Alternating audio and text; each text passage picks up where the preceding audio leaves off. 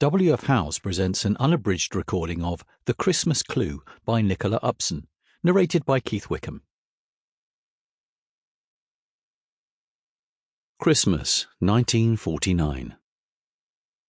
The snow had fallen steadily overnight, bringing its gentle grace to the quiet suburban street. Elva drew back the curtains in the living room and looked out across the garden, as still and timeless as if it were a photograph fixed in a frame. It must be 5 or 6 years since Christmas morning had arrived with such picture-book perfection, she thought, then mocked her own vagueness.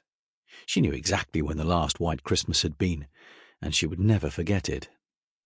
Reluctantly, she allowed her eyes to stray to the row of houses a little further down Stanley Road, built to look older than they were, handsome with their beams and tall chimneys. It was unsettling that reminders of Tudor Close, no matter how small, should follow them to their own fireside.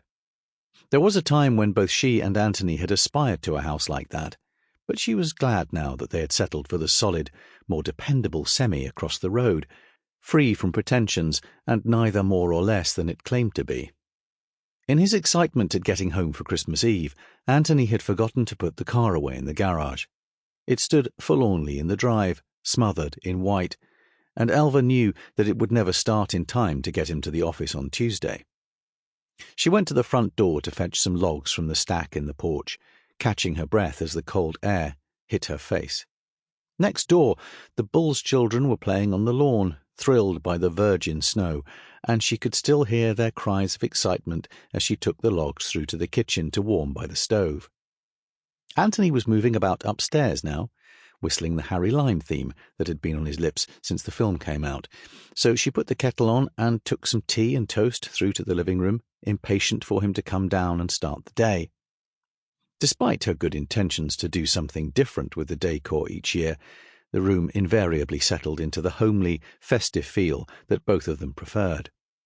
The cards lined up on the piano varied little from year to year, robins chirping hearty greetings, a Dickensian street scene that her cousin had sent them at least twice before, and the tree resisted any attempt to move it to another corner, nestling perfectly between the hearth and the bookcase, and dressed with the decorations they had bought for their very first Christmas together.